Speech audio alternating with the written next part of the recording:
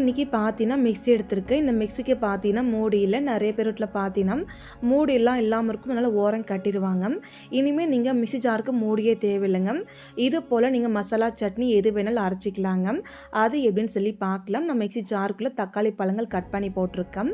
அதுக்கப்புறம் நம்ம வீட்டில் பிளாஸ்டிக் டப்பெல்லாம் இருக்கு இல்லையா, அதோட மூடியை நீங்கள் எடுத்துக்கலாம்.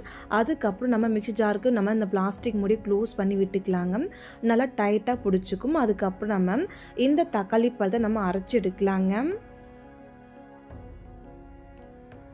இப்போ நம்ம மிக்ஸி ஜாரை எடுத்து நம்ம மிக்சியில் போட்டுட்டு எப்பவும் போல் நம்ம தக்காளி பழம் மசாலா அரைப்போங்க இல்லையா, அதே போல் நீங்கள் மேலே கையை வச்சு நல்லா நீங்கள் அரைச்சி எடுக்கலாம்.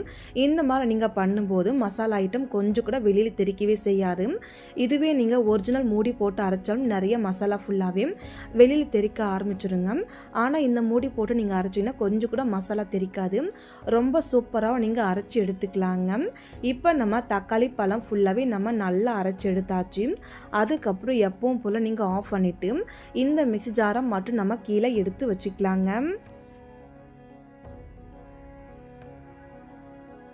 இப்போ நம்ம மிக்ஸி ஜாரை கீழே எடுத்து வச்ச பின்னாடி மிக்ஸியை நம்ம சைடில் வச்சுக்கலாம்.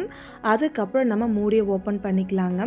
மூடியை ஓப்பன் பண்ணிவிட்டு நீங்களே பாருங்கள் எந்த அளவுக்கு மூடி நல்லா டைட்டாக பிடிச்சிருக்கு. இதனால் நீங்கள் எந்த மசாலா சட்னி எது போட்டு அரைச்சாலுமே வெளியில் சுத்தமாக தெரிக்கவே செய்யாதுங்க. இது போல் மூடியை வச்சு நீங்கள் யூஸ் பண்ணிக்கலாம். இதுக்காக கடைகள் போயிட்டு மூடி நீங்கள் கஷ்டப்பட்டு தேடி தேடி வாங்க வேண்டாங்க. கண்டிப்பாக இந்த டிப்பு உங்கள் எல்லாருக்கும் ரொம்பவே யூஸ்ஃபுல்லாக இருக்கும். மறக்காமல் எல்லாருமே நீங்கள் ட்ரை பண்ணி பாருங்கள். இந்த டிப்பு உங்களுக்கு யூஸ்ஃபுல்லாக இருந்துச்சுன்னா மறக்காமல் உங்கள் ஃப்ரெண்ட்ஸு கூட நீங்கள் ஷேர் பண்ணிக்கோங்க.